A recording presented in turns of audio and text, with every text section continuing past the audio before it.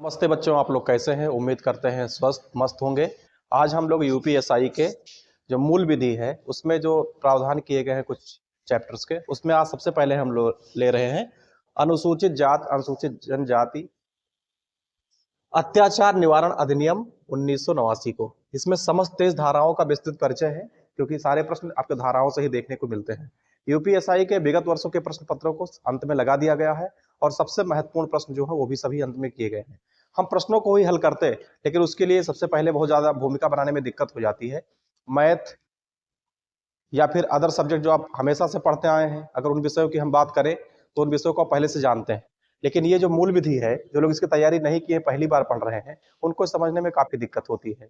इसलिए आज हम पहले 23 भाषाओं को इसके माध्यम से समझने का प्रयास करेंगे। फिर इसके बाद आपको क्वेश्चन देखने को मिलेंगे, जिसमें से विगत वर्षों के प्रश्न पत्र भी हैं और नए प्रश्नों को भी लिए गए हैं। चलिए आइए शुरू करते हैं। क्या है अनुसूचित जाति एवं अनुसूचित जनजाति अत्याचार निवारण अधिनियम 1989? समस्त 23 धाराओं का विस्तृत परिचय है। इसको हम जनरली SC/ST एक्ट भी कह देते हैं। तो अधिनियम की भूमिका क्या है? अधिनियम की भूमिका, यह कानून सामाजिक न्याय, समानता और SC/ST वर्गों की सुरक्षा सुनिश्चित करने के लिए क्या है? मजबूत स्तंभ है। इसके माध्यम से हम लोग देखते हैं कि अगर उनके ऊपर कोई अत्याचार हो रहा है तो उनकी हम सुरक्षा को सुनिश्चित करने के लिए इस एक्ट का प्रयोग करते हैं।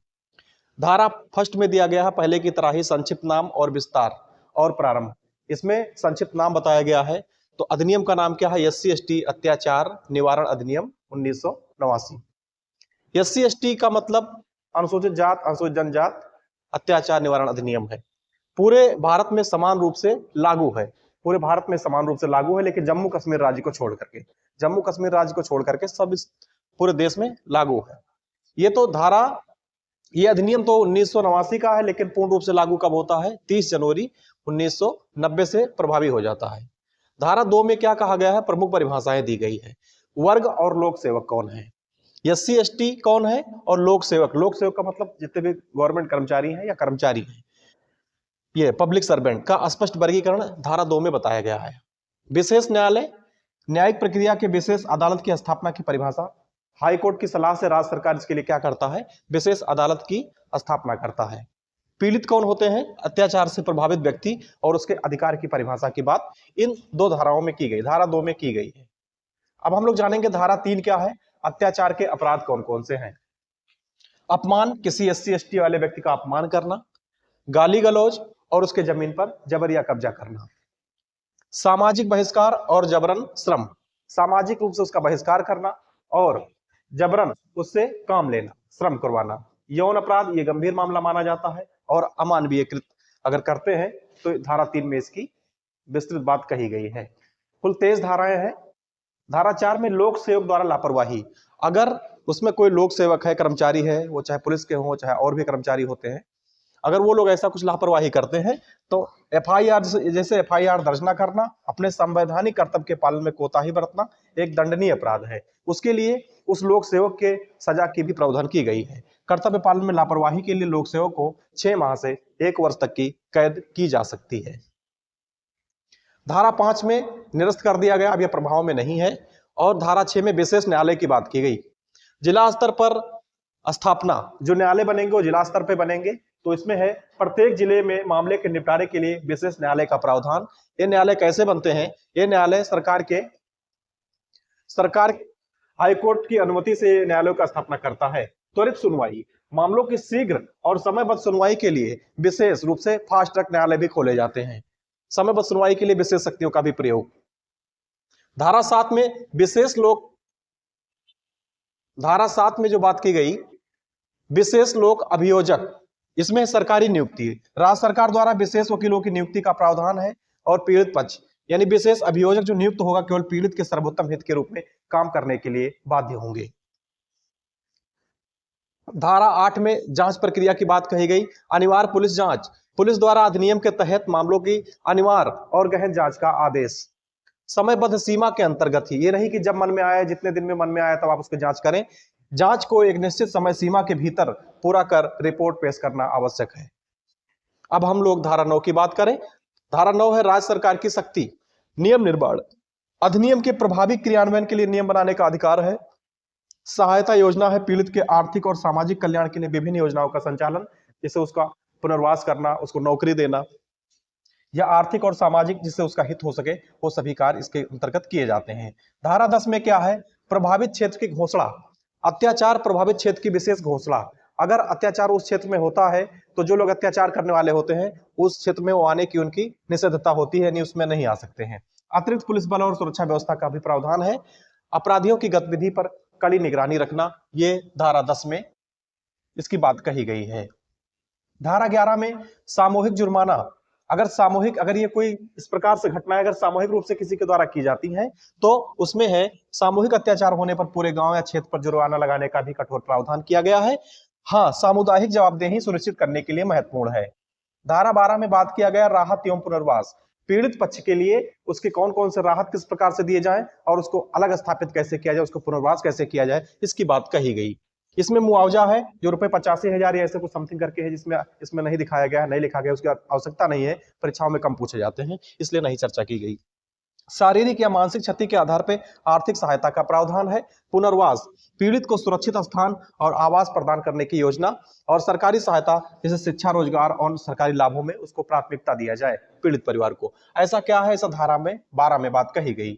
धारा 13 में क्या है? निगरानी समिति है। जिला व राज्य स्तर पे अधिनियम के क्रियान्वयन की समीक्षा के लिए विशेष निगरानी समितियों का गठन किया गया।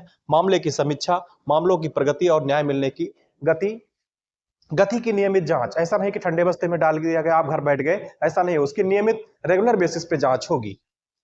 धारा 14 की बात करें, विशेष न्यायालय की शक्तियां, इसमें अभी पहले ही बात कर चुके, फास्ट ट्रैक सुनवाई होगी, बिना किसी अनावश्यक देरी के न्याय प्रक्रिया को गति प्रदान करना। फास्ट ट्रैक लगभग जिसमें डेली पेशी होती है या रोटेशन पे 1-2 दिन के रोटेशन पे पेशी होती है, तो इसमें फास्ट ट्रैक में सुनवाई इसकी होगी। पीड़ित अनुकूलन या अनुकूल न्यायालय की प्रक्रिया ऐसी हो जिससे पीड़ित अपने आप को असहज ना महसूस करे, पीड़ित को वहां पर परेशानी किसी प्रकार की नहीं होनी चाहिए। धारा 15 में पीड़ित के अधिकार की बात कही गई। सुनवाई की हर प्रक्रिया में सक्रिय भागीदारी का अधिकार है। सुनवाई जितने भी हो रही है वहां पर कोर्ट में वो सक्रिय रूप से भागीदारी कर सकता है, उसको कोई रोक नहीं सकता। पूर्ण सुरक्षा और गोपनीयता सुनिश्चित करना, निःशुल्क कानूनी सहायता की बात भी धारा 15 में कही गई। धारा 16 में देखें, गवाह का संरक्षण, अगर उस मामले में कोई गवाह है तो उसका किस प्रकार से संरक्षण किया जाएगा, इसकी चर्चा भी धारा 16 में कही गई। गवाहों को धमकी या दबाव से पूर्ण सुरक्षा, अगर उसके गवाह है तो उसको कोई धमकी नहीं दे सकता है, उसकी पूर्ण सुरक्षा की जाएगी। सुरक्षित वातावरण में बयान दर्ज करने की सुविधा, ऐसा नहीं है कि वो दबाव में किसी के आके बयान दर्ज करवाए, सुरक्षित वातावरण में अपना बयान दर्ज करने की सुविधा होती है। और पहचान गुप्त रखने के लिए विशेष प्रावधान, ये धारा 16 में इसकी बात कही गई। अब हम धारा 17 की बात करें, लोक सेवक का दायित्व, जो उस समय वर्तमान में सर्विस में होते हैं, जिनके हाथ में ये केस लिखे जाने के एसआई हो गए या जितने भी अधिकारी हो गए, लोक सेवक का क्या दायित्व होगा? पीड़ित की सहायता करना, हर संभव मदद और मार्गदर्शन प्रदान करना लोक सेवक का कर्तव्य है और कानून का पूर्ण पालन करेंगे। अधिनियम के प्रत्येक प्रावधान को अक्षरशः लागू करना अनिवार्य है। यह धारा 17 में। धारा 18 में अग्रिम जमानत निषेध, यानी कि जो भी अपराधी है या जिसके ऊपर आरोप लगाया गया है उसके लिए क्या है? नो, आरोपी को किसी भी स्थिति में अग्रिम जमानत नहीं दी जा सकती। यह कानून का सबसे कड़ा और महत्वपूर्ण प्रावधान है। धारा 18 में ही इसकी बात कही गई कि उसको अगर कोई इस पर दोष लगाया जाता है या उसके ऊपर एफआईआर दर्ज कराई जाती है तो उसका बेल नहीं होगा, उसको सीधे गिरफ्तारी होगी, बिना वारंट के सीधे गिरफ्तारी होगी, उसको जेल में रखा जाएगा जब तक सुनवाई चलेगी। धारा 19 है अपराध संज्ञेय। अपराध संज्ञेय है, अपराध दो प्रकार के होते हैं, एक संज्ञेय एक असंज्ञेय। संज्ञेय अपराध में क्या होता है? संज्ञेय अपराध गंभीर अपराध माने जाते हैं। असंज्ञेय अपराध गंभीर नहीं होते हैं, उसमें जमानत मिल जाती है, लेकिन संज्ञेय अपराध में जमानत नहीं मिलती है। तो धारा 19 में इस अपराध को क्या कहा गया है? संज्ञेय कहा गया। गिरफ्तारी की शक्ति, पुलिस आरोपी को बिना किसी वारंट के तुरंत गिरफ्तार करने की शक्ति रखती है और इसमें किसी प्रकार के समझौता का कोई गुंजाइश नहीं होता है। अपराध गंभीर श्रेणी का होने के कारण पुलिस कार्रवाई अनिवार्य है, ऐसा नहीं कि थाने पे ले जाकर के आप कार्रवाई ना करें और उसको सुलह करवा दें। धारा 20 में कहा गया अन्य कानूनों पर प्रभाव, यह अधिनियम अन्य प्रचलित कानूनों के ऊपर प्रभावी रहेगा। धारा 21 में सरकार की भी जिम्मेदारी तय की गई है, अधिनियम का प्रभावी क्रियान्वयन सुनिश्चित करना। ये सरकार को यह देखना जरूरी है कि इसमें कार्रवाई हो रही है कि नहीं हो रही है। संसद के समक्ष वार्षिक रिपोर्ट प्रस्तुत करना कि पूरे साल में इस प्रकार के कितने मामले आ रहे हैं और कितने पे किस प्रकार से कार्रवाई की जा रही है। जागरूकता कार्यक्रम आयोजित किए जाएं ताकि इस प्रकार की घटनाओं की पुनरावृत्ति ना हो। नियम बनाने की शक्ति, धारा 22 में बात कही गई। नियम कौन बना सकता है? केंद्र सरकार बना सकता है। केंद्र सरकार की शक्ति है, केंद्र सरकार अधिनियम के लक्ष्य की प्राप्ति के लिए नए नियम भी बना सकती है और इसका राजपत्र में प्रकाशन भी बहुत जरूरी है। नियमों का आधिकारिक राजपत्र में प्रकाशन और लागू करना। धारा अंतिम और 23 की अब हम लोग बात कर लेंगे। कठिनाई दूर करने की शक्ति, बाधाओं का निवारण, कानून लागू करने में आने वाली किसी भी व्यवहारिक कठिनाई को दूर करने का अधिकार और प्रभावी क्रियान्वयन, कानून की मंशा के अनुसार व्यवस्था में सुधार करने की शक्ति। यहां तक कि हमने इसके फैक्ट पे बात किया। अब हम आइए इसके प्रश्नों को देखते हैं। इसके प्रश्नों पे अब हम लोग बात करेंगे। इसमें देखिए उप निरीक्षक परीक्षा का संपूर्ण पाठ्यक्रम। मूल विधि में देखिए क्या क्या आपको पढ़ना है। भारतीय दंड विधान एवं दंड प्रक्रिया संहिता, जिसमें महिलाओं, बच्चों और अनुसूचित जाति के सदस्यों आदि को संरक्षण देने संबंधी विधिक प्रावधान, यही आज हम पढ़ रहे हैं। क्या पढ़ रहे हैं? अनुसूचित जात, अनुसूचित जनजाति के सदस्यों आदि को संरक्षण देने संबंधी विविध प्रावधान किए गए। तो इसी प्रावधान को अभी हमने देखा। अब इसको प्रश्नों के माध्यम से आपके सामने पहला प्रश्न आपके सामने है।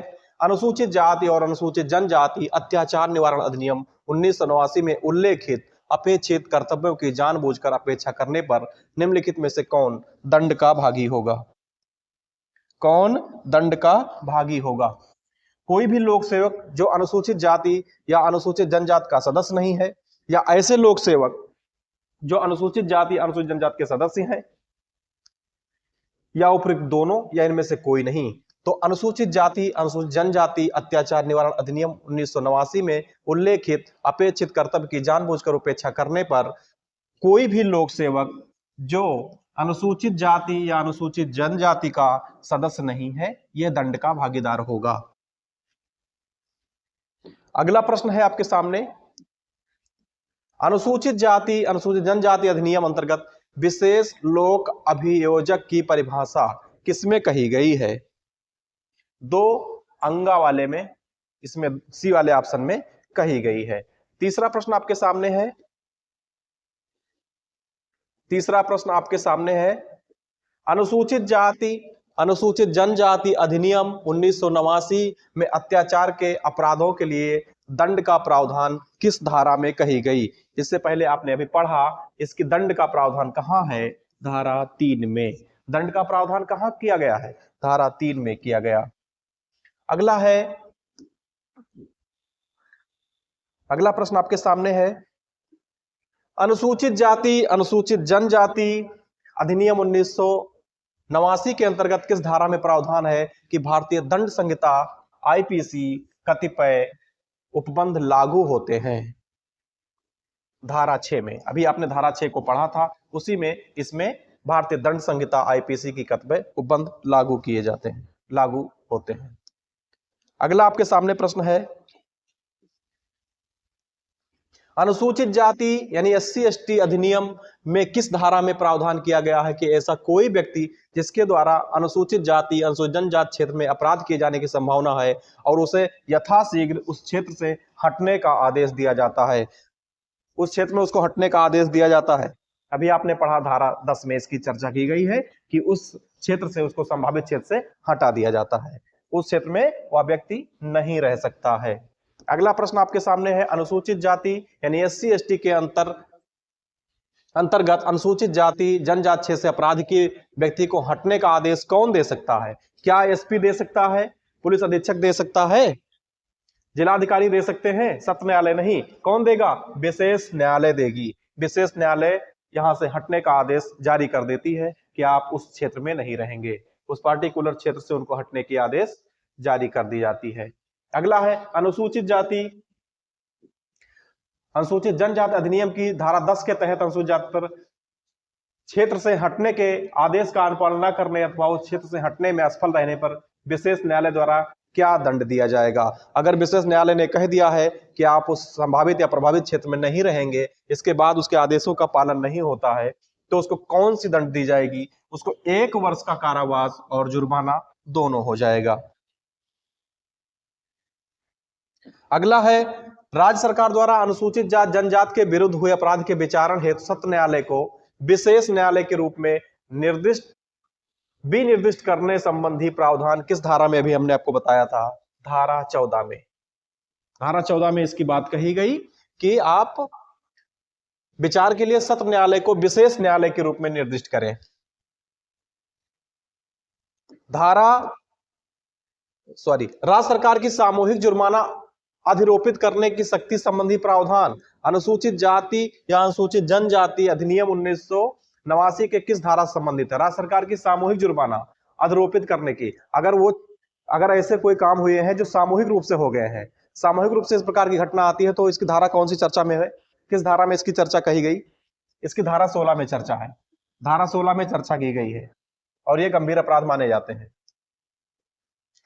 एससी एसटी अधिनियम के अंतर्गत नियम बनाने की शक्ति किसके पास है? अभी आपने पढ़ा, केंद्र की अनुमति से राज्य सरकार को बिल्कुल नहीं, केंद्र व राज्य सरकार दोनों को नहीं, राज्य सरकार को भी नहीं, केवल केंद्र सरकार को इसमें कानून बनाने का शक्ति प्राप्त है। अगला है आपके सामने, एससी एसटी अधिनियम के तहत अपराध का दोषी पाए जाने वाले व्यक्ति के लिए दंड प्रक्रिया संहिता के 438 का लागू न होने का प्रावधान किस धारा में किया गया है? 438 किस धारा में नहीं लागू होगा? धारा 18 में। धारा 18 में इस प्रकार के प्रावधान किए गए हैं।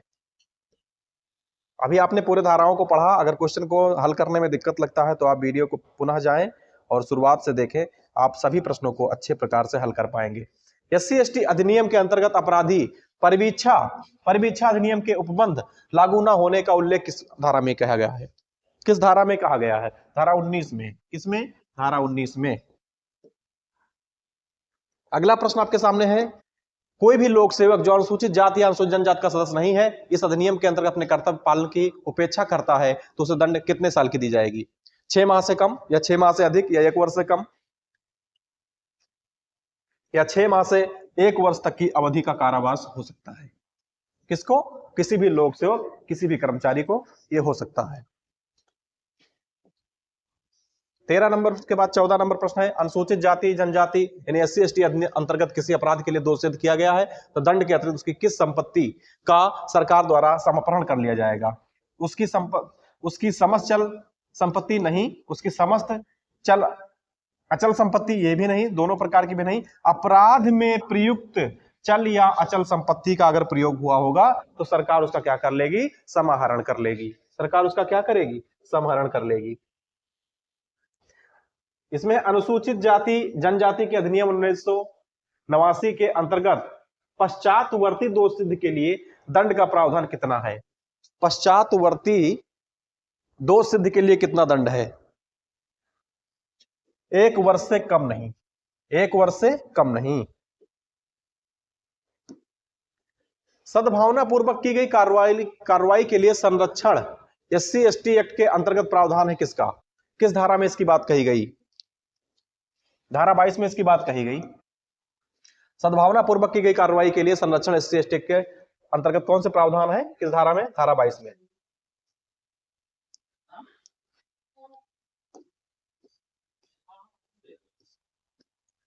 एससी एसटी एक्ट 1989 में कुल कितनी धाराएं? अभी आपको हमने बता दिया इसमें कुल कितनी धाराएं? 23। आपने एक एक धाराओं को देखा भी, आपने इसमें एक एक धाराओं को आराम से देखा भी। अनुसूचित जाति यानी एससी एसटी आयोग का विस्तार कहां पर है? जम्मू कश्मीर राज्य को छोड़ करके संपूर्ण भारत पर। अभी हमने आपको पहले ही बताया कि जम्मू कश्मीर राज्य पे लागू नहीं होता है, बाकी समस्त जगहों पे लागू होते हैं।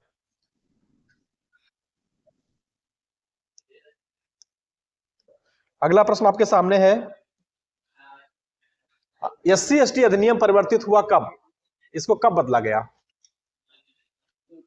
जनवरी 1990 में इसका बदलाव हुआ।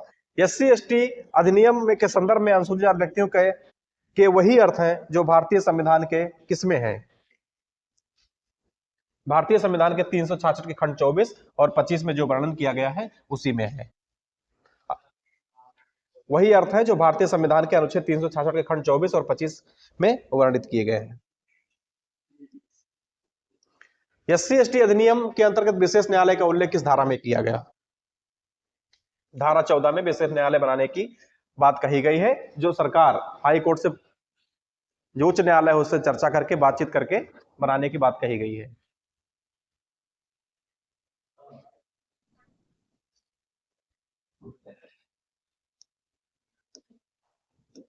अगला प्रश्न आपके स्क्रीन पे है, अगला प्रश्न आपके स्क्रीन पे है, अनुसूचित SC/ST अधिनियम के तहत परिभाषाएं संबंधी, परिभाषा इसकी कहां कही गई है? परिभाषा तो आप लोग पहले की तरह जानते हो, धारा 2 में कही गई है। अनुसूचित जाति या SC/ST अधिनियम के अंतर्गत अपराध के उपधारणा से संबंधित उपबंध कहां पर किया गया है? धारा 8 में इसकी उपबंध कही गई है। किसमें? धारा 8 में।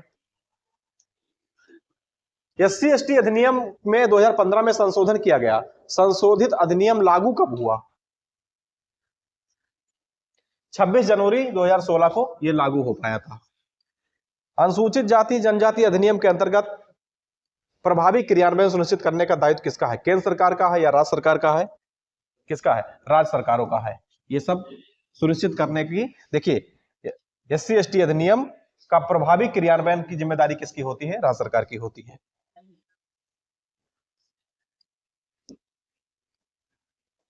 अगला प्रश्न है, अनुसूचित जाति जनजाति अधिनियम के तहत विधि और व्यवस्था तंत्र निवारक का कार्रवाई का प्रावधान किस धारा में किया गया? धारा 17 में। SC/ST अधिनियम के तहत अपराध संभावना वाले क्षेत्र को अत्याचारग्रस्त घोषित करेगा कौन? घोषित करने का अधिकार किसको है? किसको है? जिला मजिस्ट्रेट को भी है, उपखंड मजिस्ट्रेट को भी है, यानी कि दोनों को है। ये दोनों लोग बता सकते हैं कि ये क्षेत्र प्रभावित क्षेत्र है और उसमें किसी के भी निषेध किया जा सकता है। अगला प्रश्न है आपके सामने, SC/ST अधिनियम के किस धारा में प्रावधान किया गया कि संहिता की धारा 360 का उपबंध लागू नहीं होगा? 360 का उपबंध लागू नहीं होगा। यह धारा 19 में बात कही गई है कि 360 का उपबंध लागू नहीं होगा। किसी जाति को अनुसूचित जाति जनजाति कौन घोषित कर सकता है? केंद्र सरकार के द्वारा या राष्ट्रपति के द्वारा या राज्य सरकार के द्वारा या संसद के द्वारा? तो इसको घोषित कौन कर सकता है? केंद्र सरकार। आज के 29 प्रश्नों पे हमने चर्चा किया यूपीएसआई के, और इसके कॉन्सेप्ट और थ्योरी दोनों प्रकार के प्रश्नों पे चर्चा किया। अब इसको देखिए, अगली वीडियो में फिर से मिलेंगे।